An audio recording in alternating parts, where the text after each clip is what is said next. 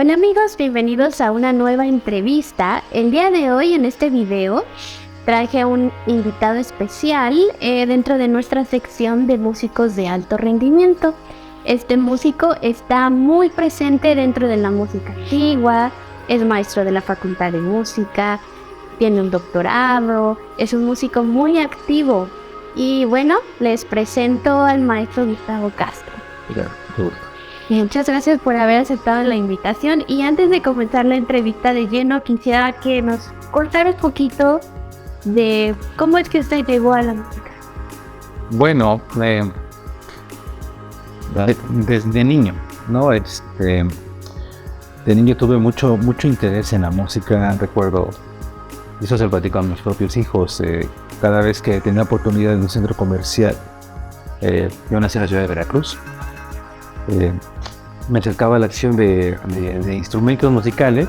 Siempre había un piano, un clarinete o algo equivalente ahí en exposición. Me acercaba a tocarlo hasta que me encontraba el encargado de corría, ¿no? Entonces siempre he tenido una inclinación, pero formalmente no comencé sino hasta más tarde, como a los 8 años, 9 años tal vez, ya en la primaria. Había un taller de música que se daba en la Escuela Normal Veracruzana, a cargo del maestro Antonio Guzmán Salazar. Más descanse. Entonces me integré a ese grupo, que básicamente era como la formación musical de niños para poderlos integrar posteriormente a la orquesta típica de la normal. Entonces un repertorio era muy específico. Los niños podían estudiar desde flauta, mandolín, guitarra, violín. Entonces ahí empecé, ¿no? Y una cosa llevó a la otra, empecé a interesar un poco más por los géneros populares. En algún momento, como todo muchacho, toqué rock, en algún momento, ¿no? Hasta que finalmente traté de formalizar lo que yo quería hacer en la música, y ingresé a la Facultad de Música. En ese entonces la Facultad de Música era realmente la única opción en Jalapa, y a pesar de que yo tenía muy claro que quería hacer música popular, entré ahí y a un currículum, a una estructura que la conoces, muy estricta de música de concierto. Entonces fue un poquito el ajuste, pero lo bueno para mí es que sí me gustó la música de concierto, ¿no? Después de un tiempo de estar en los dos mundos, me decanté o me decidí por la música de concierto. Sentí que me daba más satisfacciones, ¿no? Y bueno, eso también, por otra parte, hay que decirlo, sobre todo en aquella generación la música popular era como mal vista, ¿no? Más vas a tocar guitarra, rock de qué tipo, ¿no? Boleros o mariachi, ¿no? Entonces, así empecé mi camino en la música, ¿no? Primero la música folclórica. Hubo un tiempo también que participé en un coro de iglesia, en la Iglesia de las Américas. Estoy siendo niño, entre los 10 a los 12 años más o menos, ¿no? También fue una experiencia musical importante. Pero bueno, creo que el momento en el que sí decidí ser músico clásico, músico de concierto, que es más o menos el área donde estoy ahorita, fue en un viaje en el grupo de la Camerata Coral, la primera generación de la Camerata Coral, cuando el maestro Eugenio Iglesias, que la había recién formado, y tuve la oportunidad de salir a hacer varias presentaciones fuera de Jalapa. Una de esas fue el Palacio de Minería, donde se pone acá minería, pues, y hicimos el Requiem de Berlioz, una preparación exhaustiva porque es una obra difícil, esta obra. Entonces, cuando finalmente la tuvimos, todo el proceso fue catártico, ¿no? Los ensayos, el viaje, los amigos, la emoción. También yo estaba en una edad muy influenciable, muy adolescente. Entonces todo eso, todas esas experiencias marcaron una pauta, y yo recuerdo el concierto, la emoción de escuchar la orquesta, los metales dispuestos estratégicamente para emular el efecto del cielo, etcétera, el tomamiento. Entonces, bueno, yo quedé fascinado, y desde ahí decidí que mi camino iba a ser la música clásica. Y una pregunta extra que me viene a la mente: ¿en qué momento usted decidió que quería hacer música antigua, no? Bueno, eso fue posteriormente. La música antigua, más bien el laúd, pues, que es el antecesor directo de la guitarra, Pues siempre ha estado, digamos que presente en el repertorio del guitarrista clásico, ¿no? Ujú. Pero en Jalapa en realidad no había habido un acercamiento a esta área. Sí hubo de repente personajes ahora ya casi históricos que estuvieron en Jalapa, dieron algún concierto, tal vez vivieron aquí por un tiempo, que tuvieron un laúd, pero no realmente no hicieron escuela, ¿no? Ya. No hubieron, digamos, un impacto o alumnos que se eran alumnos, nada. Entonces yo conocí el instrumento así, como una simple curiosidad, ¿no? Entonces en los Estados Unidos, recuerdo que uno de mis grandes amigos, que además compartimos en algún momento apartamento, un guitarrista sudafricano, especialista en jazz, tenía muchas ganas de ir a un concierto de música antigua, que había una de las chicas, chica de clavecín. No creo que él esté viendo este video, no entiende español de todas formas, pero estaba enamoradísimo de esa chica, que muy guapa, que tocaba el clavecín. Entonces yo la acompañé pues para que no vaya solo, además dos extranjeros en Estados Unidos, ¿no? Ujú. Pues fuimos, nos sentamos cerca de la sección de continuo para poder verla más de cerca, y pues al mismo tiempo estaba cerca del director del ensamble, que es James Henry Tyler, era James Henry Tyler, más conocido como Jim Tyler, que es un audista de muchísima trayectoria, ¿no? Muy famoso, ahí aparece en los libros de historia, ¿no? Y él estaba como profesor de música antigua en la universidad donde yo estaba estudiando mi posgrado en interpretación de guitarra clásica. Entonces, mientras mi amigo estaba fijándose en lo bien que tocaba la chica, y estaba fijándome en el maestro de los instrumentos impresionantes. Yo jamás había visto un instrumento de ese tipo y tan cerca. Y además pude escuchar la sonoridad, o sea, estaba tan cerca, estaba en la primera fila, que podía ver incluso a Tyler cuando estaba sudando. Entonces vi los instrumentos, el sonido, la intención, sobre todo la energía. Era una energía muy parecida a lo que yo habría experimentado en el mundo del rock. Ujú. Tocar no solamente bien, pero además emocionar a tu audiencia, Ujú. ¿no? Y eso es algo que muchas veces en los escenarios de concierto no existe, ¿no? O se olvida, ¿no? Sí, o como ya sea que sea una falla del intérprete o una falla de la misma audiencia que nos digo la adecuada, ¿no? Claro. Muchas veces uno se queda en qué bonito sonó, o en lo intelectual, Muy no, técnico. en lo técnico no me gustan sus escalas y vaya. Pero esa emoción, ese movimiento, lo encontré otra vez en la música antigua, me gustó muchísimo. Y bueno, pues realmente ahí empezó mi historia en la música antigua. Al lunes siguiente, que era fin de semana, el lunes siguiente fui a tocar el despacho de Tyler y decidí presentarme, decirle que quería yo hacer eso, ¿no? Afortunadamente en Estados Unidos, la mayoría de los programas de posgrado tienen bien identificadas áreas selectivas donde tú puedes practicar o desarrollar ciertas áreas que te interesen aparte de tu área principal. Ujú. Entonces, pues, prontísimo tomé música antigua y ya, ahí me fui. Ya en el doctorado lo formalicé, música antigua como uno de mis minors o áreas secundarias, o complementarias. Bueno, ya hablando un poquito más de lleno, es importante mencionar que muchas veces se nos olvida que la música es una actividad muy física, muy mental, y aunque parece que un intérprete no hace mucho al moverse, realmente implica un esfuerzo físico muy grande y también un esfuerzo mental enorme, ¿eh? Sí. Y bueno, a mí me interesa preguntarle, ¿cómo cambió su vida cuando era estudiante y cuando era profesionista? Y eso me refiero a cuántas horas estudiaba y cómo las administraba cuando era estudiante, Sí. a cómo lo hace actualmente. Bueno, cuando uno es estudiante y no tiene una guía adecuada, uno Ajá. estudia de manera muy desordenada, cachitos, a veces un día 3 horas, a veces otro día 20 minutos, y realmente si se hace desconociendo la forma como uno aprende y como uno también desarrolla desde el punto de vista motriz, eso realmente se pierde muchísimo tiempo, ¿no? Ujú. Entonces, en ese caminar, yo primero empecé a estudiar violín, yo era violinista antes. Sí. Mi primer aproximación a la música fue en el violín. Y como sea, no acabé por supuesto el programa de violín, pero sí aprendí mucho de la forma de estudiar de los violinistas. En particular, tuve un maestro que fue muy organizado al respecto.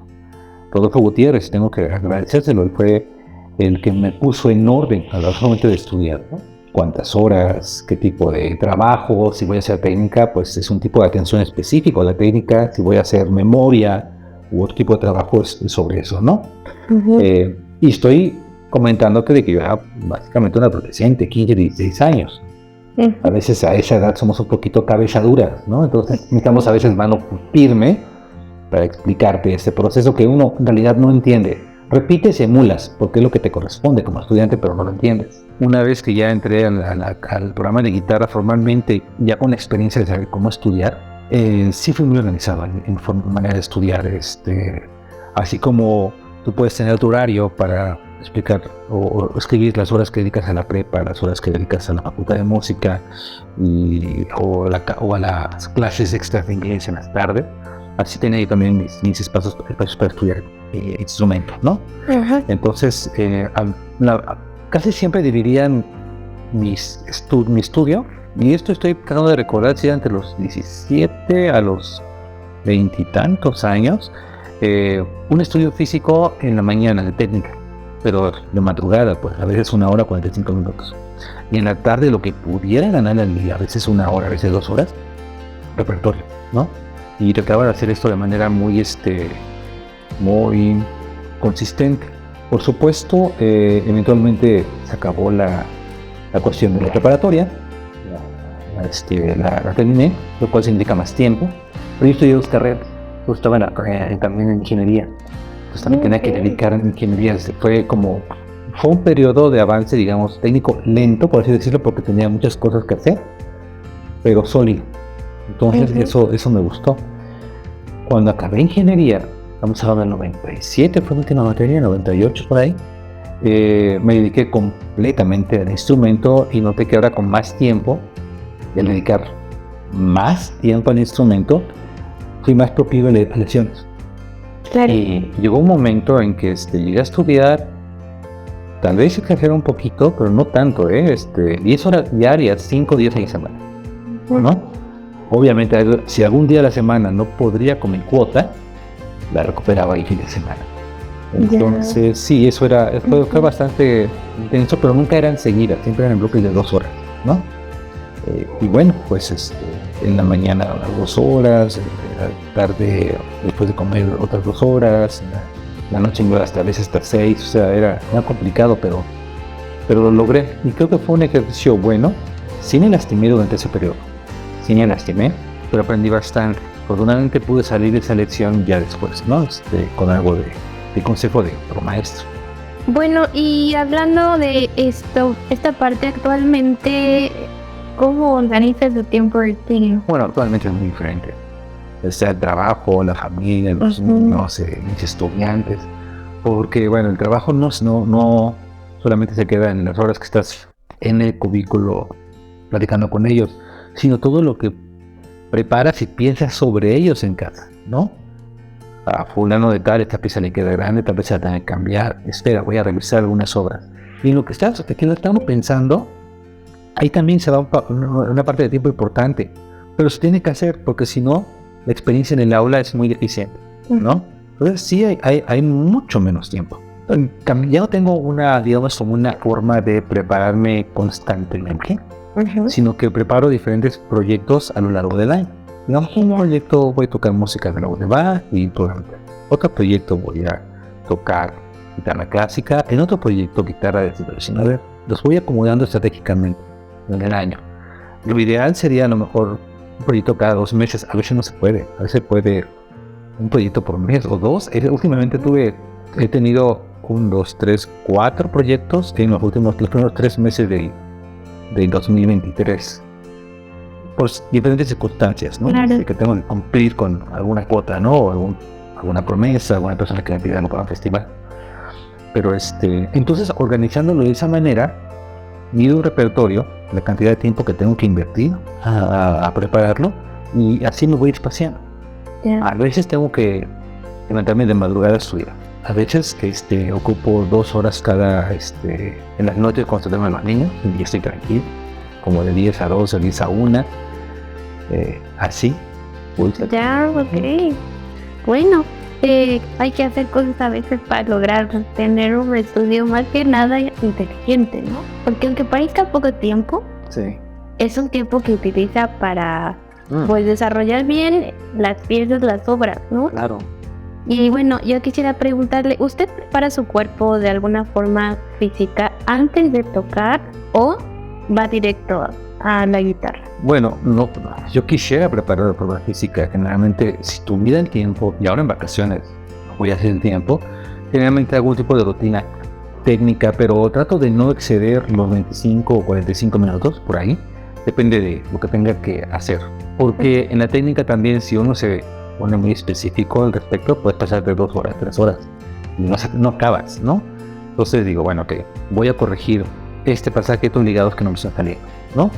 Hago algo de rutina técnica, con metrónomo y con medidor de tiempo, con alarma, y después trabajo. Es muy fácil que uno se engolosine con lo que está haciendo y pierdas noción del tiempo. Entonces eso es lo más importante. Pero en cuestión física muchas veces no tenemos ese tiempo. Entonces lo que hago es primero empezar con cosas las más sencillas, empezar con las cosas más sencillas de cierta manera, y así ir escalando lo que requiere más trabajo. Claro, ok. Bueno, y ya que comentó esto sobre que tuvo lesiones durante su carrera, creo que es importante mencionar que la guitarra es uno de los instrumentos que tiene una postura más asimétrica, más cuando le colocan el banquito, ¿no?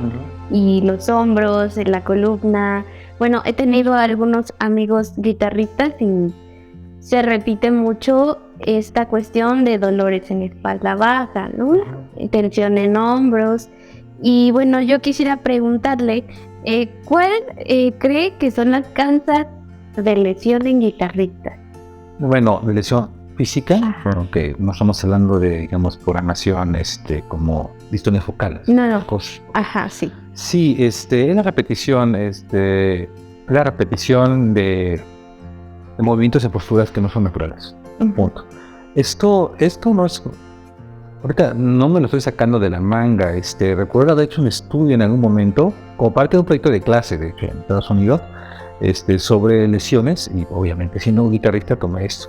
Hay una serie de periódicos y donde encontré uno, journals, ¿no? Encontré uno sobre lesiones, un estudio importante de lesiones en guitarristas, y es precisamente un estudio de estos un poquito aburridos, pero te dicen mucho, porque se va mucho las estadísticas de varias personas entrevistadas en diferentes lugares, diferentes tipos de género, con porcentaje. Por ejemplo, los guitarristas, entre los guitarristas que más salen lesionados son los flamencos. Sí, también por supuesto de guitarrista clásico, pero hay mayor incidencia de distonía focal en clásicos y mayor incidencia de tendinitis, por ejemplo, en flamencos. Me explico rápidamente. Uno, cuando está tocando, tienes un pasaje difícil, lo abordas con cierto tipo de atención en el pasaje, en la coordinación. Muchas veces no estás realmente pensando en que estás un poco chueco, tienes repartido sobre una pompa y sobre la otra, y eso mueve tus hombros.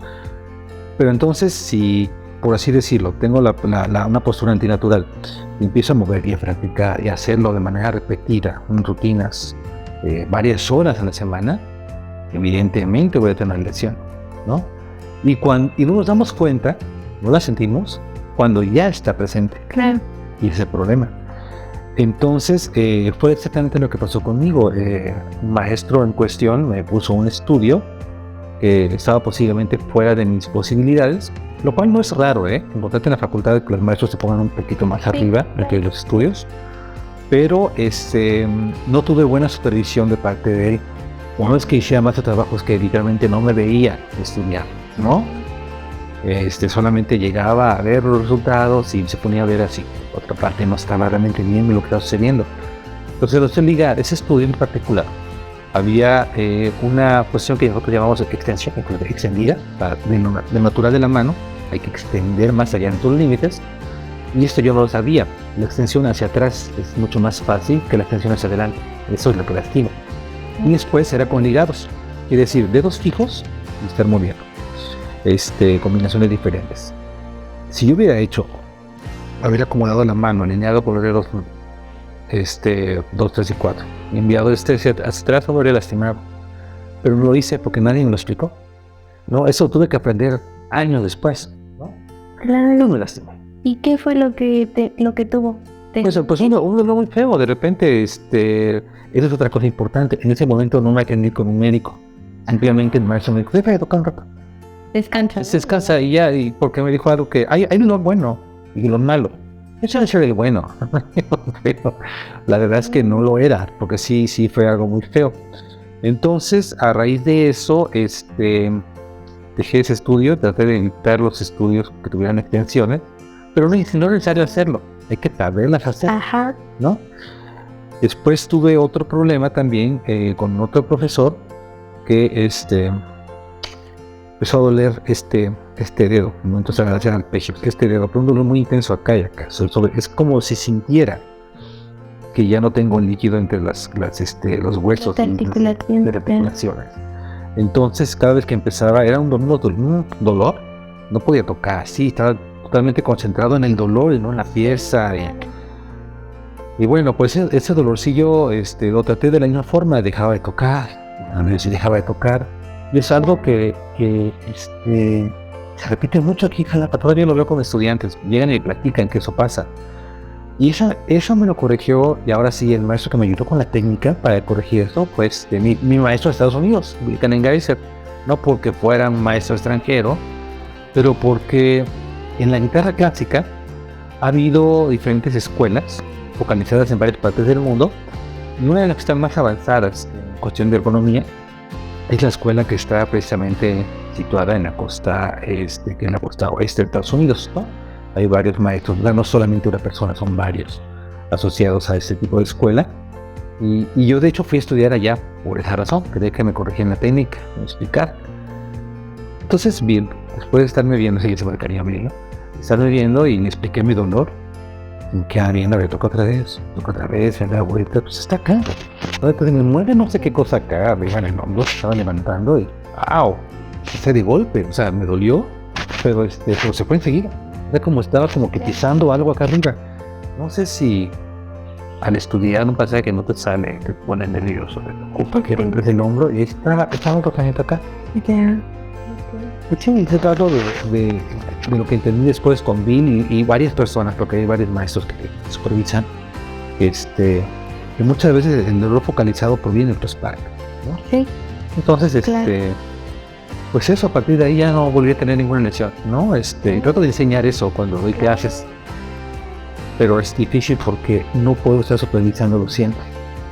Claro que sí, ¿no? Y más el tiempo que usamos más tocando es en el estudio, ¿no? Cuando no nos están viendo, ¿no? Y sí, es algo muy importante que a veces cuando somos estudiantes no tenemos conciencia del cuerpo y por querer lograr algo, pues se te olvida tu salud. Claro, no, y sabes que es una cosa interesante porque me he encontrado con muchos estudiantes cuando los empiezo a atender en una clase magistral o que vienen a casa por clases y empiezo a hablar de cuestiones del cuerpo. Enseguida siento una actitud como de, vine a que me explicaras otra cosa, claro, no técnica, ¿no? Uh-huh. Pero no entienden que la técnica es importantísima, ¿no? Sí, quisieran que les explicara fundamentos de la retórica, de la música, de Bach, y vaya, no, realmente muchas de las cosas importantes sobre técnica es que te permita hacer lo que quieres. Uh-huh. Y no te puedo decir a dónde vas a llegar si no te digo cómo tienes que llegar. Claro. Y ahora que lo recuerdo, de hecho tuve una lección más, pero ya de adulto, ya grande. ¿Qué le falta? Entonces está interesante, esa no la vi venir. Okay. No, empecé a tener un dolor intenso en el hombro izquierdo. O sea, yo a mi edad, y después de mi doctorado, pues ya tenía todo, estaba en la facultad de música, casi tentado de decirle, Vince, ayúdame, ¿qué me pasó? ¿No? Sí.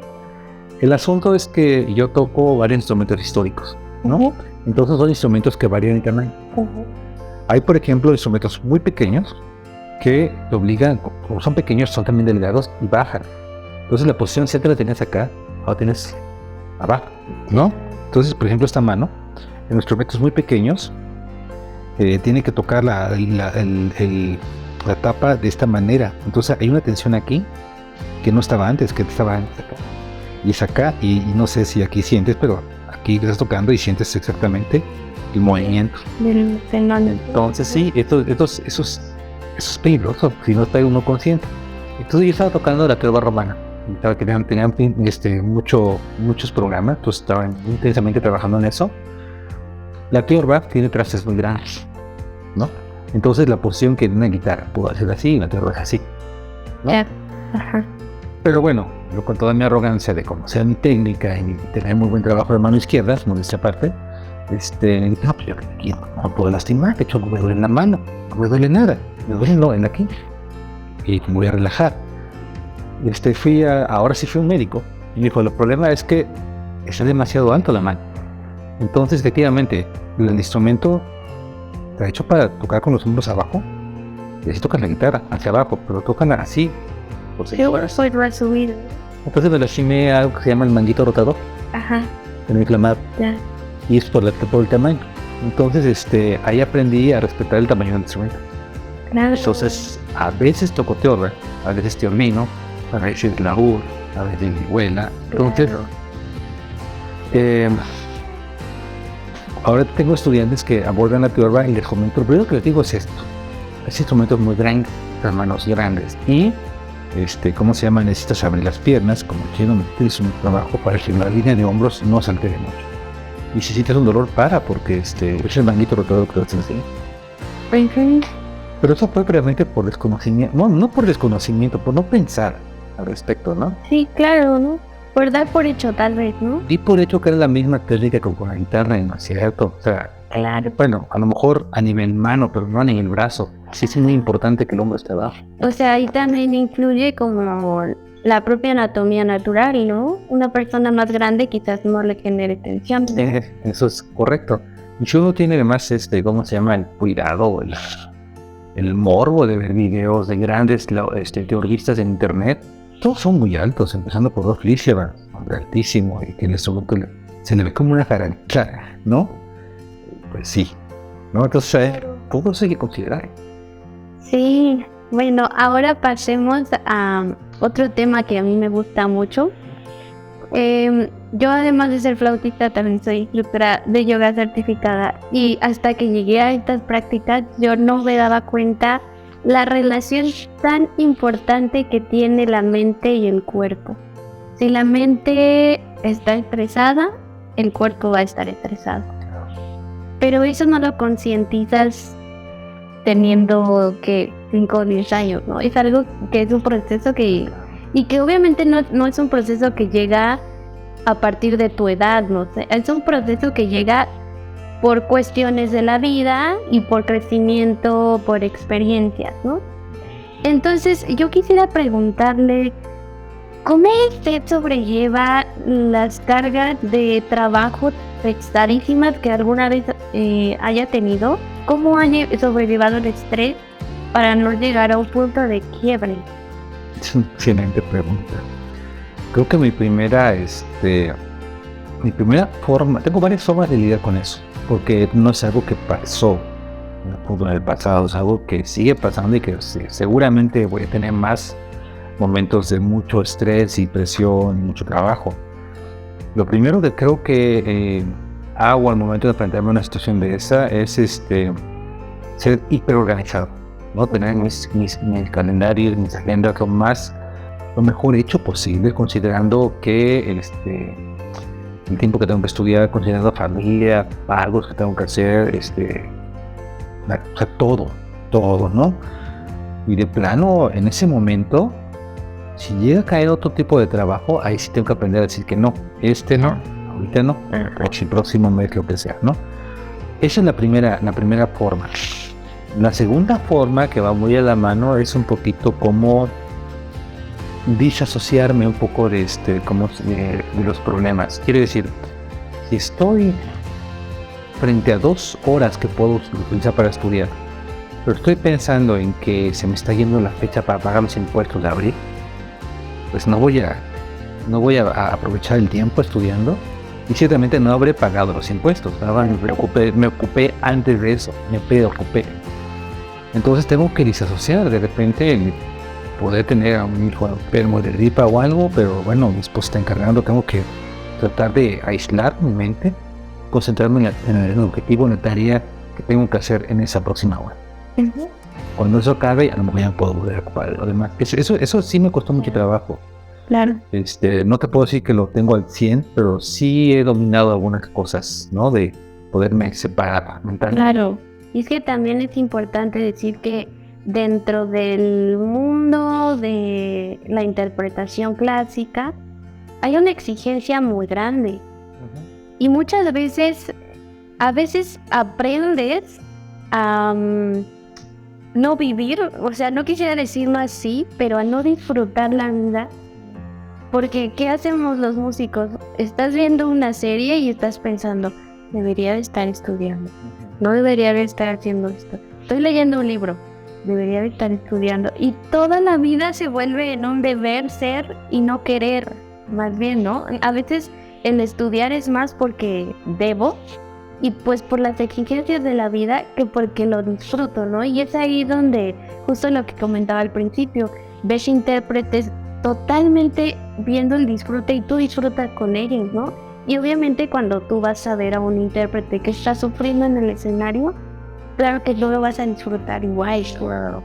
Fíjate que eso, hace algunos años reflexioné al respecto con una lectura, hace ya varios años, voy a decir, hace un par de décadas, reflexioné al respecto.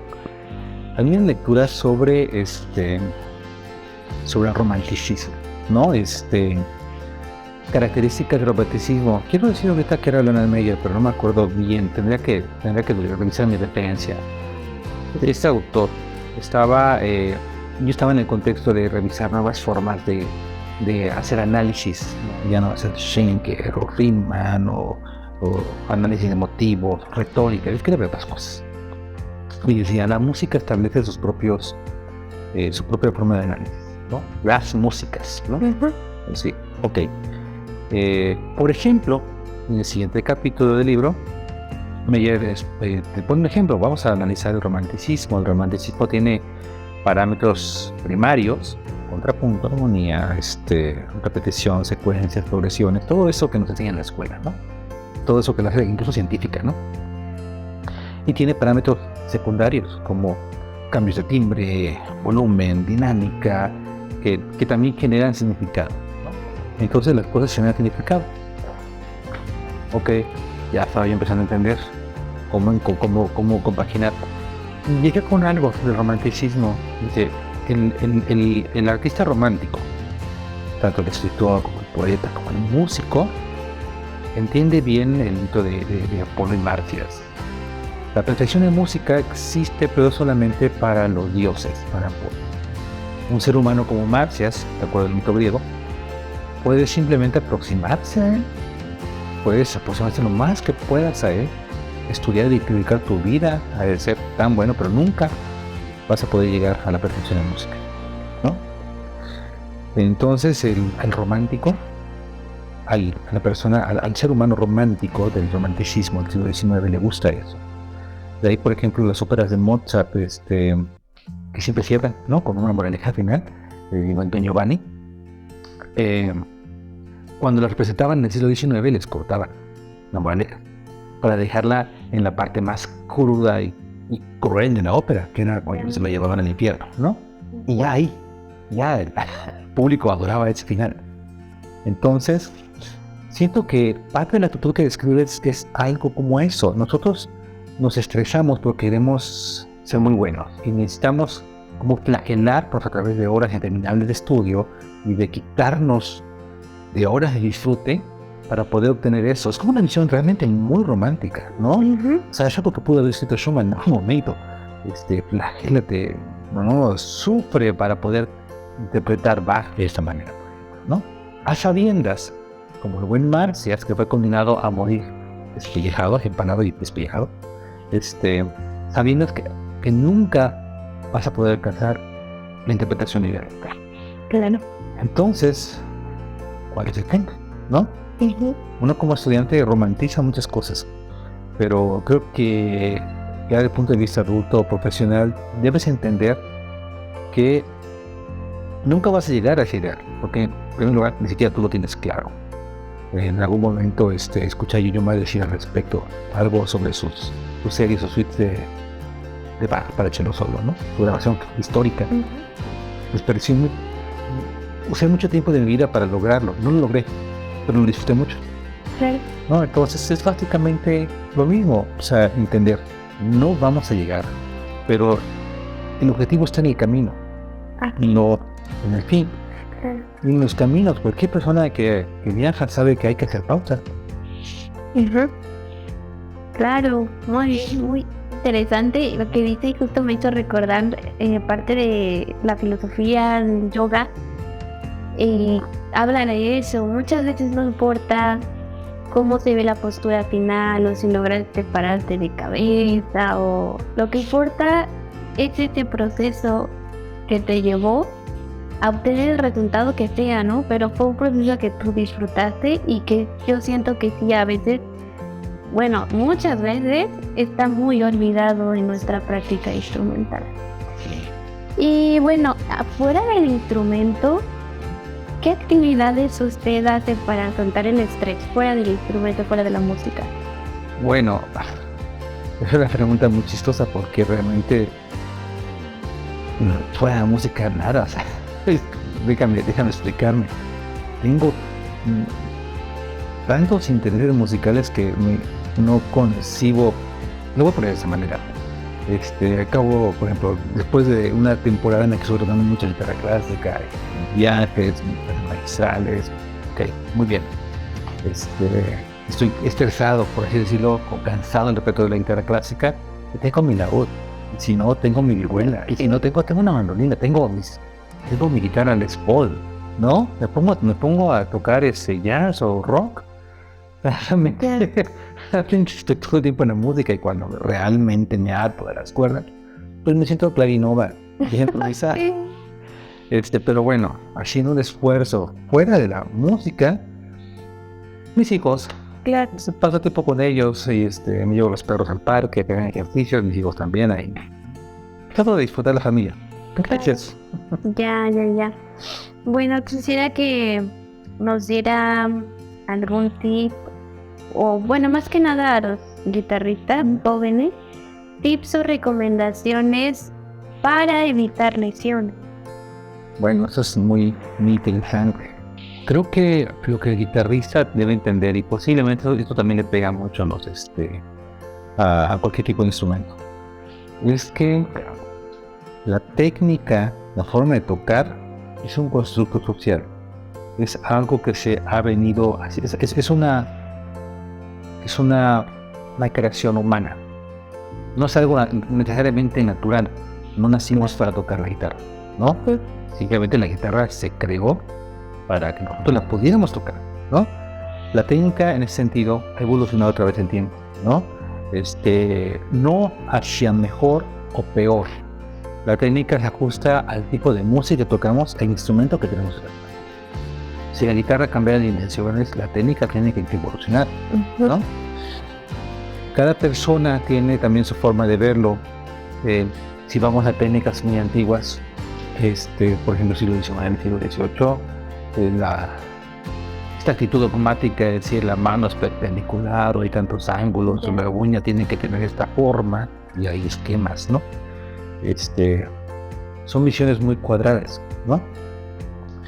Actualmente creo que estamos en una época que ya no nos convencen tanto estos paradigmas, las dogmáticas, más bien cuestionados, ¿no? Y está bien cuestionar, ¿no? Lo que le funciona a uno no necesariamente le funciona a otro, no porque a tu artista favorito que tanto admires le funciona, es un corte de uñas, una posición de mano o un dispositivo para levantar la guitarra en 45 grados, significa que va a servir para ti. Así, cuestiónalo. Eso sí, tal vez de la mano de un profesor o un grupo de amigos que estén más avanzados que tú, que te pueda brindar su experiencia, pero nunca experimentes algo ciegamente sin realmente reflexionar al respecto, ¿no? El caso más común que he visto coleccionándose es cuando abordan piezas muy avanzadas para ello y las logran, las tocan a la velocidad de todo. ¿Pero a costa de qué? A costa de posiciones o movimientos que no tuvieron que haberse hecho de esa manera por tanto tiempo, Ujú. Porque la adicción no la sientes ahí, la vas a sentir. Sí, claro. De hecho, se dice, hay un libro que se llama Explicando el dolor, donde dice que realmente la sensación de dolor, o sea, tu cuerpo en realidad no sabe lo que es dolor.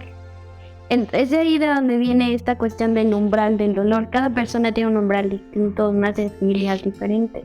En realidad el dolor viene del cerebro. Y más que nada el dolor es una señal de alarma de que algo no está bien. Lo que pasa mucho en la música es que vuelvo a lo mismo. La mente es tan fuerte y controla nuestro cuerpo de distintas maneras que cuando tú estás ya tan inmerso, tan metido en las notas, en la interpretación, se te olvida el cuerpo y aunque te dolía ayer, probablemente el día de hoy otra vez te duele.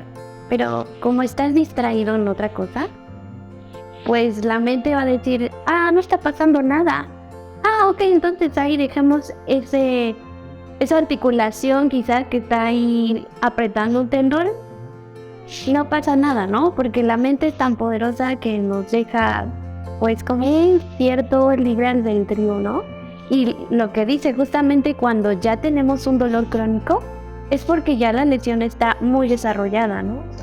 Y justo estaba leyendo hace poco que los músicos representamos uno de los, más bien la peor de las peores salud que hay en la salud laboral.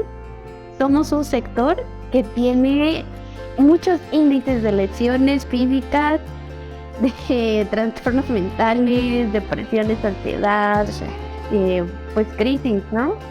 Y justamente es el objetivo de este proyecto, como visibilizar de que para ser músico no tienes que llevarte a ese punto de quiebre, porque mucho se ha romantizado, ¿no? Eso de enciérrate y sufre y estudia, ¿no?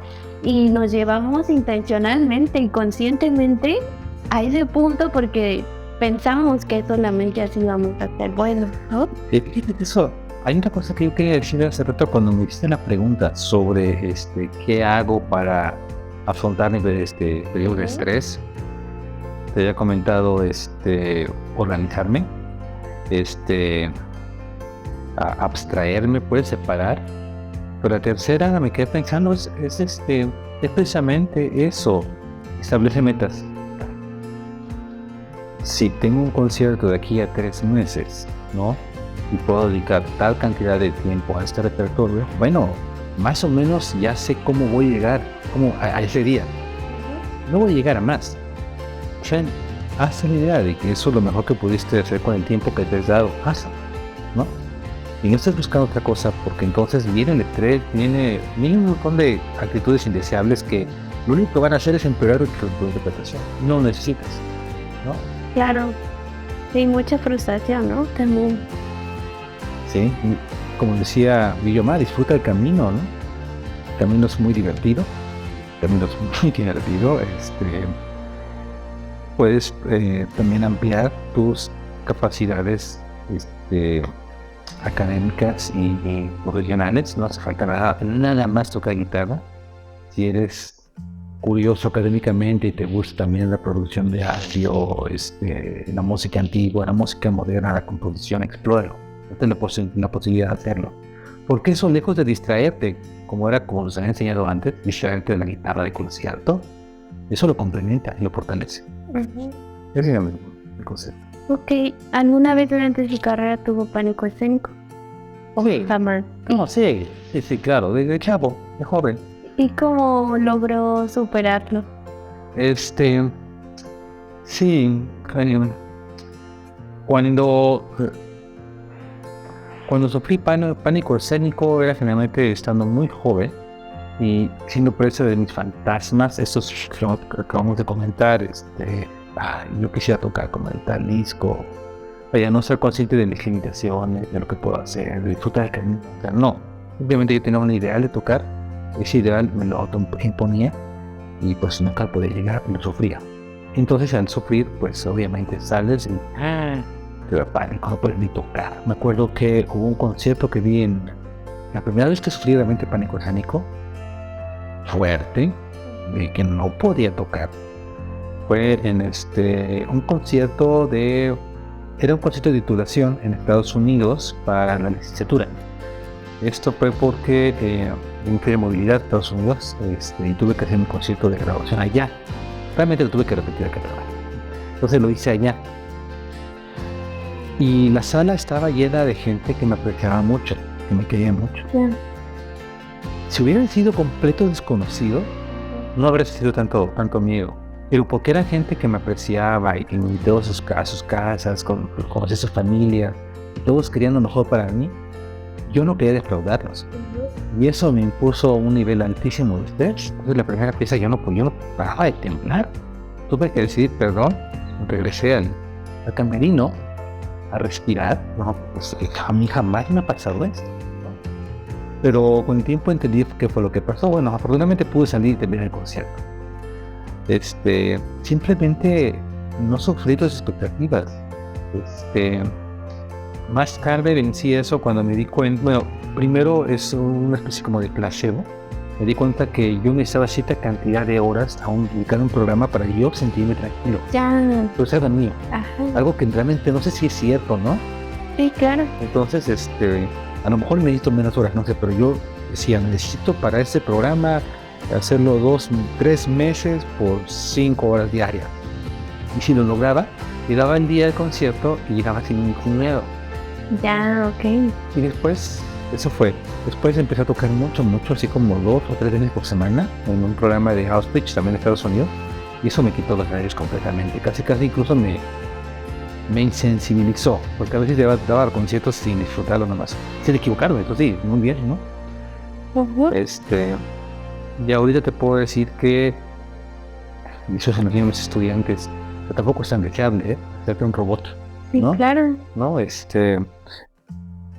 Más bien no tener tus expectativas tan altas, que es más, al momento de ejecutar, dejar el yo atrás. Tú no existes, no es qué pensará de mí en la audiencia, me voy a equivocar. O sea, en estas frases el yo está presente, ¿no?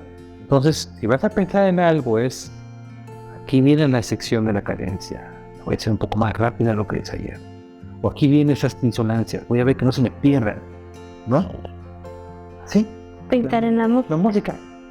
Cuando te des cuenta, ya acabó el concierto, y lo disfrutaste y sonó bien. Sí, claro. Y es que eso es lo que me viene a la mente, lo que dice, que sonó bien. A veces tenemos la perspectiva de la realidad bien alterada, ¿no? Uno en el escenario piensa que está sonando horrible, ¿no? Y cuando oyes la grabación dices, ¡ah! ¡Qué bonito toco!, ¿no? Y sí, es una cuestión difícil y tiene que ver con la expectativa, ¿no? Claro. Hay un maestro, un colega nuestro, que seguramente se conoce, el maestro Roberto Aguirre, que en una ocasión hizo una exposición sobre un libro que se llama The Inner Game of Music. ¿Lo conoce? Me suena el libro. Sí, está basado en un libro sobre tenis de Anthony, The Inner Game of Tennis. Ah, The Inner Game of Music. Hay una parte que a Roberto le gusta mucho contar, y yo la escuché de él. Por eso estoy dando crédito. Que decía más o menos así: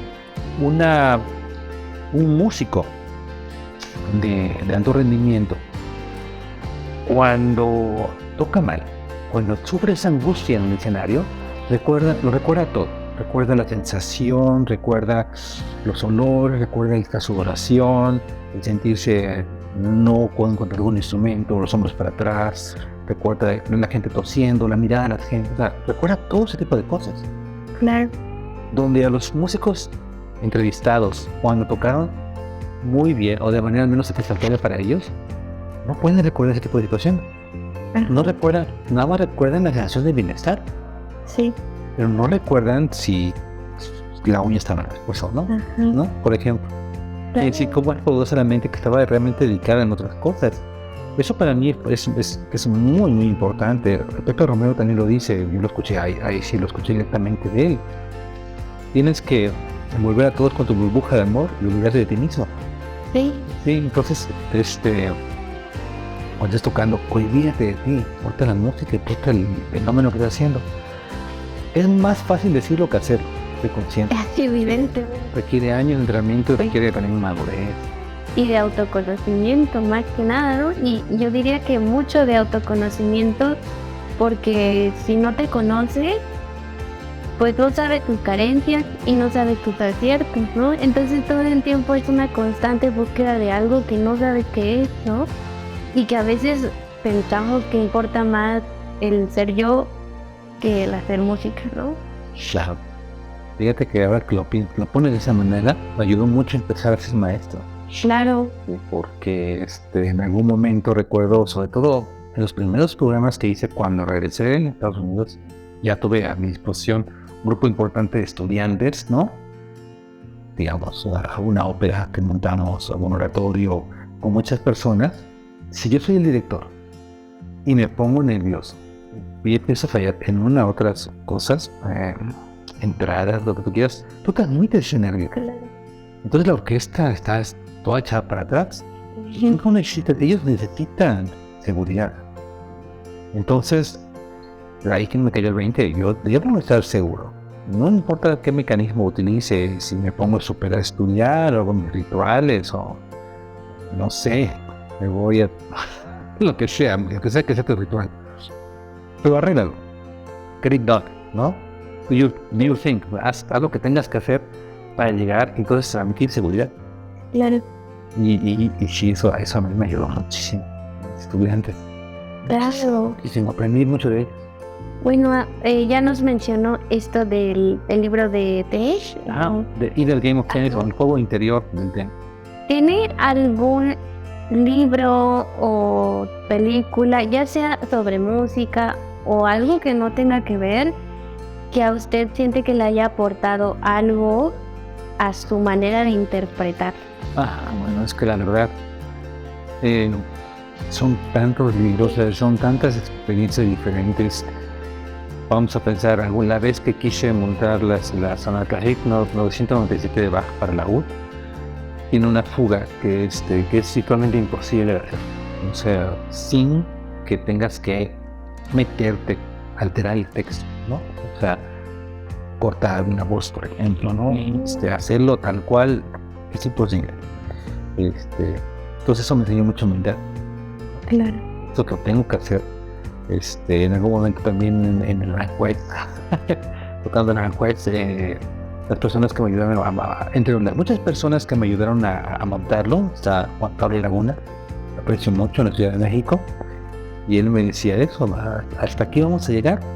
Esta escala no se puede realizar de esta manera, quita esta nota y hazlo con toda la convicción. Y yo, pero ¿cómo va a ser posible si hazlo?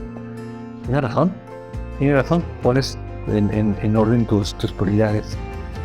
Respecto al libro, The Inner Game of Tennis, The Inner Game of Music, son libros que son muy, muy interesantes, pero no me hicieron reflexionar de esa manera respecto a la música. Tal vez como hay varios libros, hay uno que se llama, especialmente para guitarristas, que también en la guitarra, en la UD, en la teoría, ¿no? En la guitarra, de Natural Classical Guitar, la guitarra clásica natural. Como te he comentado, la escuela de técnica en Estados Unidos, de la costa oeste, es famosa por haber resuelto muchas cosas, pero también porque parte de la escuela está asociada con la filosofía Zen, ¿no? Hay toda una serie de libros sobre el Zen Guitar, ¿no? La guitarra Zen. Qué bonito. ¿No? Sí.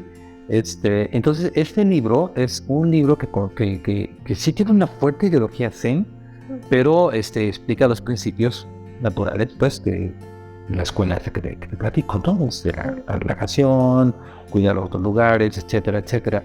Es un libro muy interesante, lleno de muchos, no sé, que hace mucho sentido. Cada capítulo, como lo vas leyendo, te va abriendo el panorama a ciertas situaciones que uno hacía mal, ¿no? Por ejemplo, me acuerdo que los primeros capítulos habla sobre la actitud. Entonces, explica que hay gente que de repente se flagela antes de algo. Un concurso, ¿no? Voy a concursar. Gustavo, tienes que concursar, si no ganas eso. Inútil, eres uno, ¿no? Y sí, sabemos maestros todavía que aplican esa pedagogía, ¿no? Pero hacerlo hacia uno mismo es lo más... Es peor. Es peor. Y ese libro explicaba, bueno, a veces no es un libro así como de la nada, o sea, tienes estudios detrás, ¿no? Se ha demostrado también con un estudio cualitativo o cuantitativo, no sé bien cómo está la cosa, no me acuerdo ahorita, que tener una actitud positiva mejora el desempeño, ¿no? Entonces, pues, a ver, Gustavo, a lo mejor no estudiaste lo que tú querías para este programa y la pieza está súper difícil, la audiencia está tu abuelita, no importa, te vas a poner nervioso, pero vas a hacer lo mejor que puedes con lo que tienes. Claro. Y lo vas a disfrutar. ¿Va? Que cambie la actitud. Claro, me hizo recordar una entrevista que tuve con un médico que es chelista, pero se dedica más a la medicina, y él es italiano y está justo desarrollando la medicina de las artes, ¿no? Pero siempre se me quedó muy presente que él me dijo en su entrevista, es que los maestros de música solamente estamos para enseñarle al alumno a amar la música, ¿no? Y pues a veces siempre en el camino, pues como que se olvida, ¿no? El amar, el disfrute de lo que hace, ¿no? ¿Y me puedes repetir el nombre del libro que comentas? Sí, The Natural Classical Guitar, o la guitarra clásica natural, naturalista, ¿no? De Lee Ryan, Lee como Bruce Lee. Ok. Lee Ryan. Ok, lo voy a dejar ahí por si a alguien le interesa checarlo. Y bueno, esto sería nuestra entrevista con el maestro Gustavo Castro. No sé si quiere agregar alguna otra cosa, recomendación, una cita, no sé. No, pues con eso simplemente pues recordar que la música cuando uno sienta algún tipo de estrés o problemática o cosa que te impide avanzar el disfrute de la música, que recuerdes a que vayas a tus bases, a lo que te da sentido, o sea, en primer lugar, ¿por qué te hace? Claro. ¿No? Y bueno, afianzarse a eso, recordar, no olvidar. No olvido yo la alegría que me daba estar vandalizando los pianos y los clarinovas en el centro comercial, ¿no? Okay. Antes de irnos, quisiera que, pues si tiene algún emprendimiento, invitar a la gente a seguir sus proyectos, donde lo puede seguir, sus redes sociales.